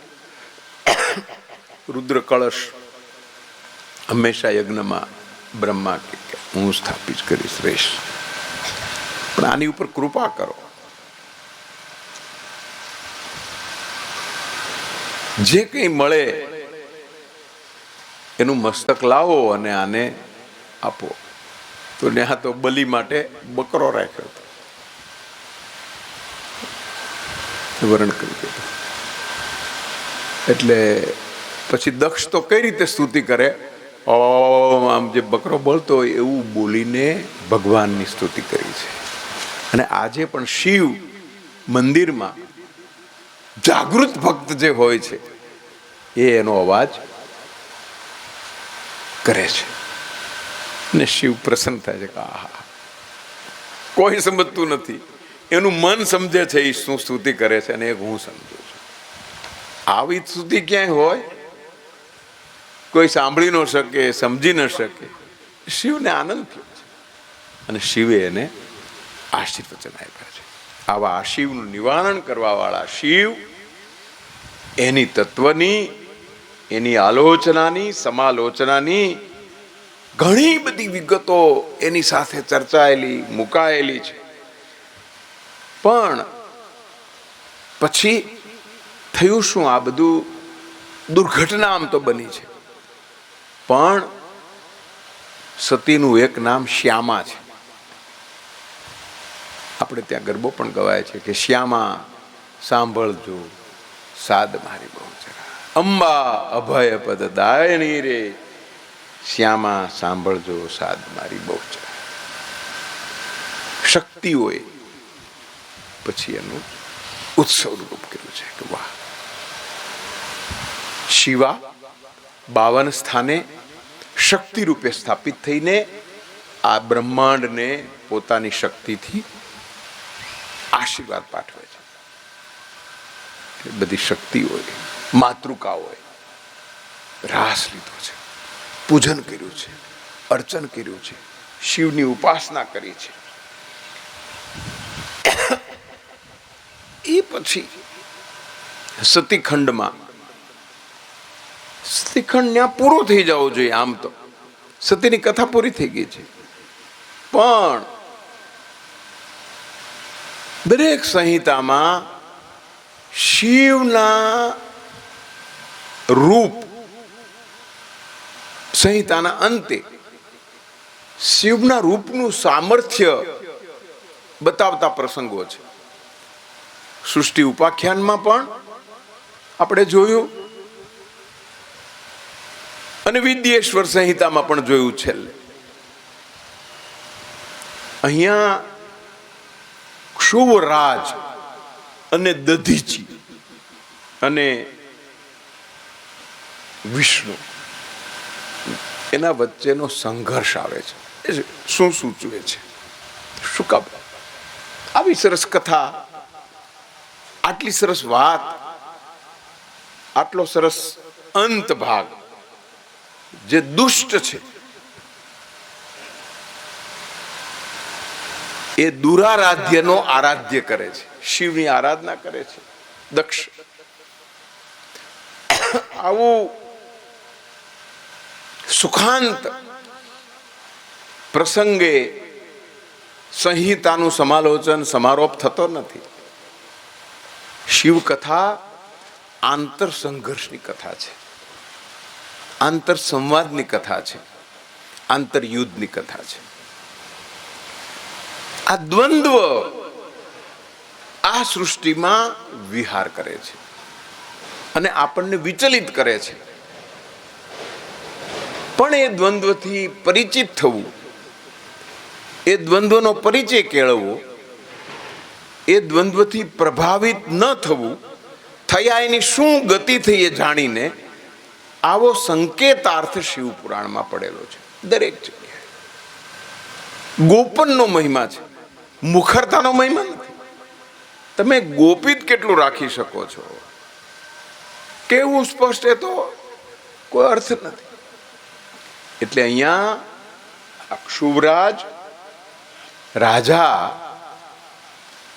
એમ કે છે, દધીજી ત્યાં આવ્યા છે ને કે ભાઈ આવો પધારો, કેમ છો?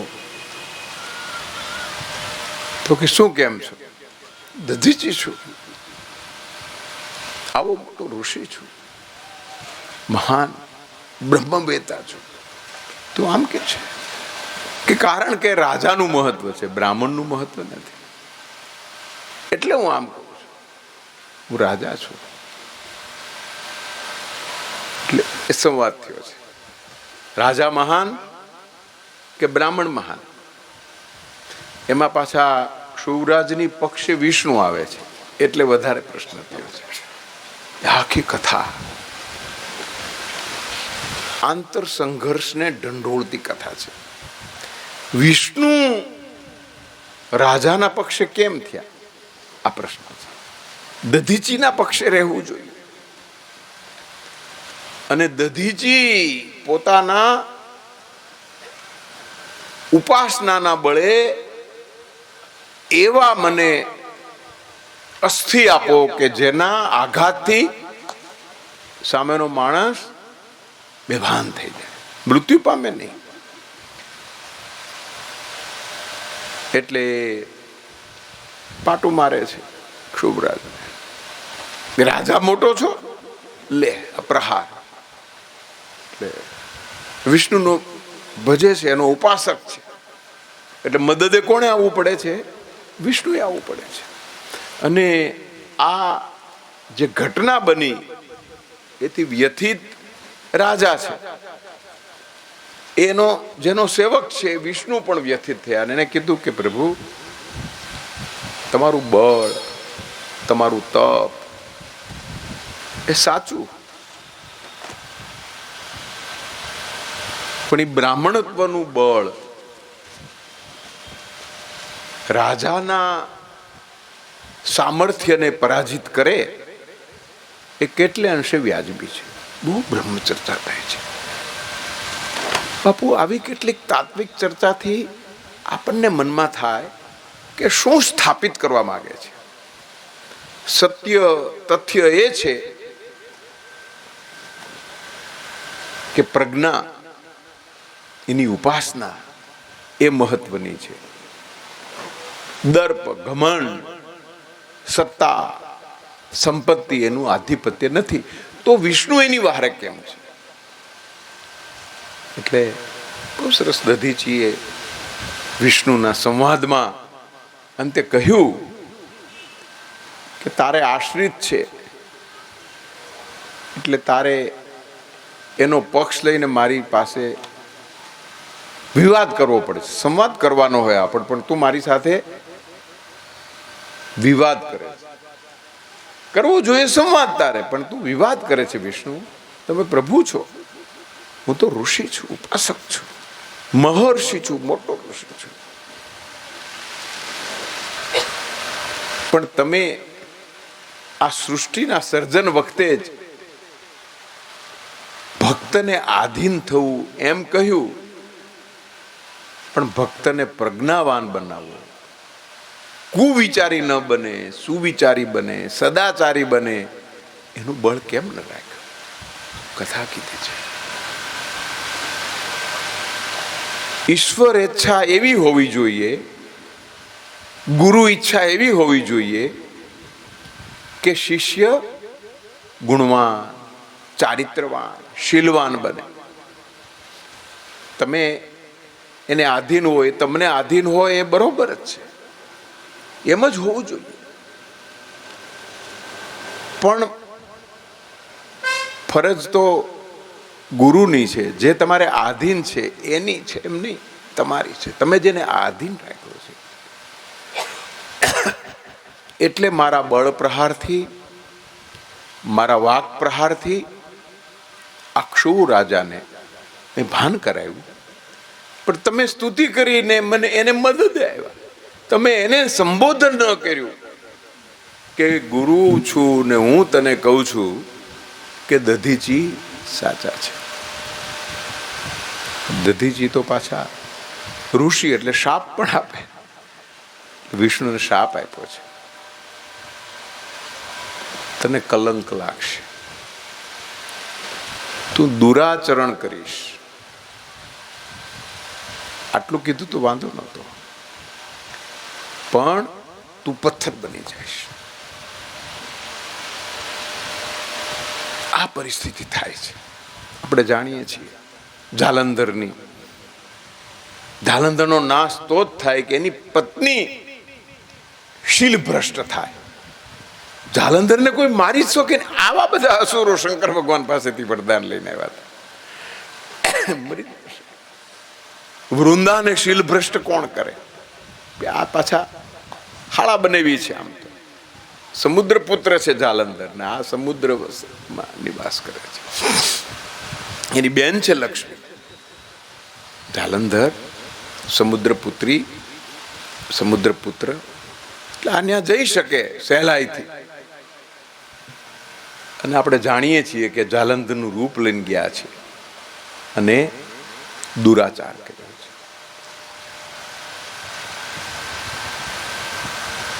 શાપ મળ્યો, શાલિગ્રામ રૂપે થયા છે. આખી કથા શિવ તત્વમાં પેલી સતીની ઘટના, દુર્ઘટના, અને આ દુર્ઘટના ત્યાં દેવત્વ શિવ છે સતી શિવા, અહીંયા દેવત્વ વિષ્ણુ છે અને પેલો શુક રાજા છે, દધીચી કેન્દ્રમાં છે, ઋષિ છે. મનુષ્યત્વ કે દેવત્વ વિવેકહીન બને, વિત્તહીન બને, એટલે એનું જે વિત્ત છે સંવિત આત્મા, ત્યારે શું દુર્દશા થાય એ ચિહ્નિત કરવા માંગે છે. દધીચી નો સંવાદ વિષ્ણુ પુરાણમાં જુદી રીતે અને દીર્ઘ રીતે મુકાયો, એને કેન્દ્રમાં રાખીને વાત કરે. અહીંયા તો સતી સંહિતાના સતીખંડના, રુદ્ર સંહિતાના સતીખંડમાં, બીજા ખંડમાં આવતીકાલે પાર્વતી ખંડ આપણે જોવાના છે, એમાં શિવ વિવાહ સાંજે આવશે. ઈ વિવાહનું વર્ણન કર્યું છે. બાપુ આનું વર્ણન જ 8 શ્લોકમાં, ખાલી 8 શ્લોકને, એમાં પાછું બ્રહ્માએ પેલો ધુમાડો કર્યો. શું કામ? કે પાર્વતી સતીને જોવા છે. આ મોહિત અવસ્થા એ સતી વિવાહમાં ધુમાડો કર્યો એટલે અકળાયા છે, અને પછી આ જોઈ લીધું, એ શિવને ખબર પડી ગઈ. એટલે શિવે પછી આપણે જાણીએ છીએ કે એને આઘાત આપ્યો છે, શાપ આપ્યો છે. પણ આ વિવાહ પ્રસંગે બ્રહ્માના અપકૃત્યની વાત આવે છે, સતી કેટલા સ્વરૂપવાન છે એની વાત આવે છે, અને એ જોવા માટે અગ્નિ વેદીમાં લીલા કાષ્ટ હોમ્યા છે. આ મોટામાં મોટું દુષ્કાર્ય બ્રહ્માનું આ છે. ઘી હોમતા નથી, પાછા ધુમાડો થાય. શું વર્ણન કર્યું છે! આવી કથા, એમાં નિહિત આવું તત્વ, એ કેવું વિવિધ ગ્રંથોમાં, ભારતીય પ્રાચીન ભારતીય સાહિત્યમાં વિદ્વાન, છંદના જાણકાર, ભાવની અભિવ્યક્તિના જાણકાર, ગાનાર,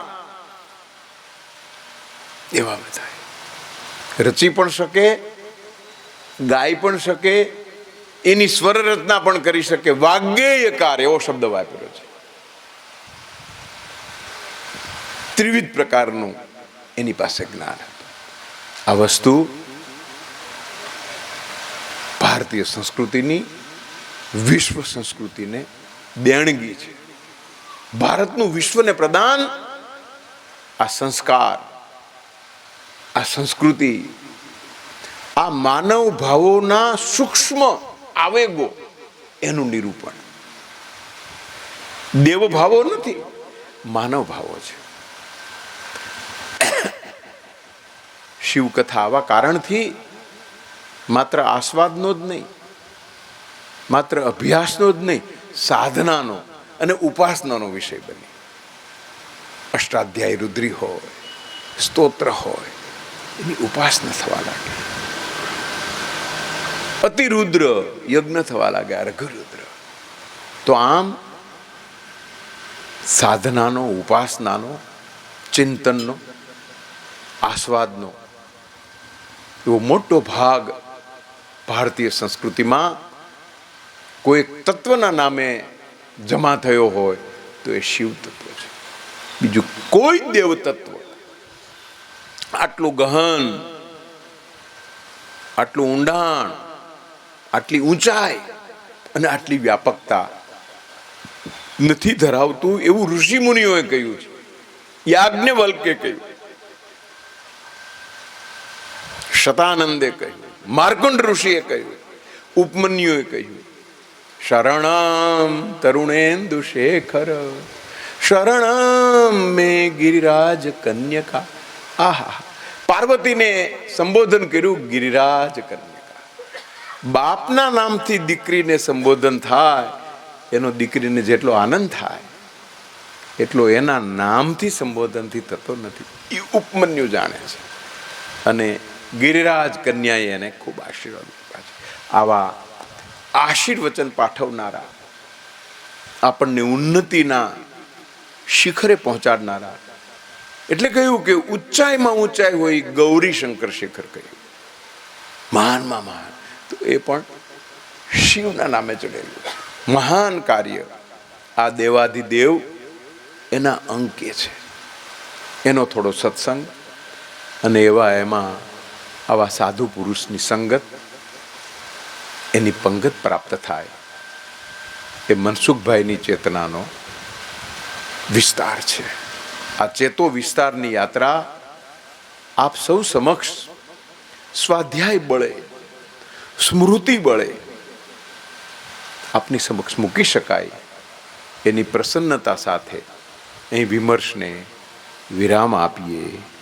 ઓમ હર હર મહાદેવ હર હરયે નમઃ હરયે નમઃ હરયે નમો નમઃ. તો ધર્મજીવનદાસજી બાપુ પધાર્યા અને એની સમક્ષ સ્વાધ્યાય રજૂ કર્યો, પણ એની વાણી સાંભળવાની પણ મને સ્પૃહા છે. આપ સૌ વતી વિનીત ભાવે હું આદરણીય ધર્મજીવનદાસજી બાપુને વિનંતી કરું છું, તેઓ આ લક્ષ્ય, આપણો જે યજ્ઞ છે શિવાજ્ઞ, એમાં એમના શબ્દની થોડી આહુતિ આપીને આપણને પુણ્ય રળાવી આપે એવી બાપુને પ્રાર્થના. નમસ્કાર. જય જય રામ શ્રી રામ જય રામ જય જય રામ શ્રી રામ જય રામ જય જય રામ શ્રી રામ જય રામ જય જય રામ શ્રી રામ જય રામ જય જય રામ શ્રી રામ જય રામ જય જય રામ શ્રી રામ જય રામ.